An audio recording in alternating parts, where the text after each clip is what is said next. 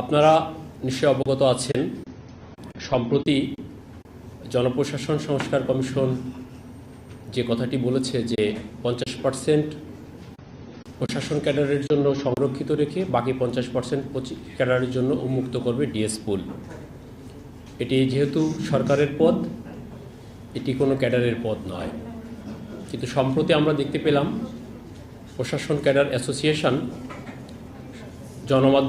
গণমাধ্যমে প্রচার করছে যে এটি অ্যাডমিন ক্যাডারের পদ, এই পদে অন্য কারোর প্রবেশ করতে দেয়া হবে না। যদিও জনপ্রশাসন সংস্কার কমিশন 75% কোটার কথা আগে যেটা ছিল সেটাকে 50% করার প্রস্তাব দিয়েছে। এরকম একটি বিভ্রান্তিমূলক তথ্য প্রচার করার জন্য এছাড়া জনপ্রশাসন সচিব স্যার তিনি গণমাধ্যমের সামনে বলেছেন যারা অবসরে গেছেন, ইভেন যারা মারাও গেছেন, প্রশাসন ক্যাডারের ব্যক্তিদেরকে 1 নম্বর গ্রেড ভূতাপেক্ষভাবে দেওয়ার জন্য কাজ চলছে।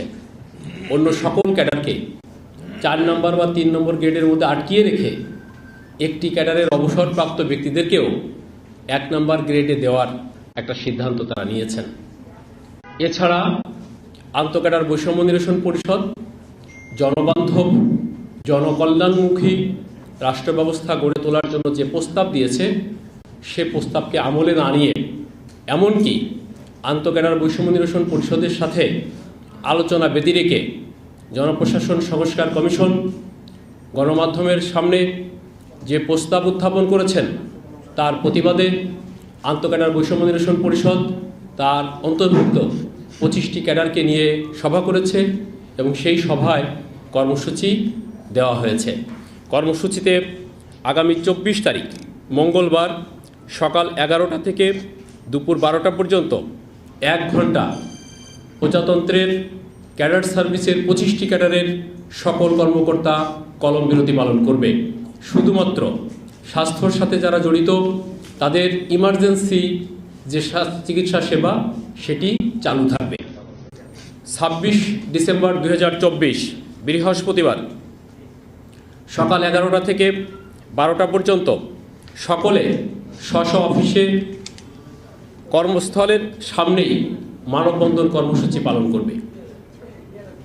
4 জানুয়ারি 2025 শনিবার আমরা ঢাকাতে একটি সমাবেশের আয়োজন করছি।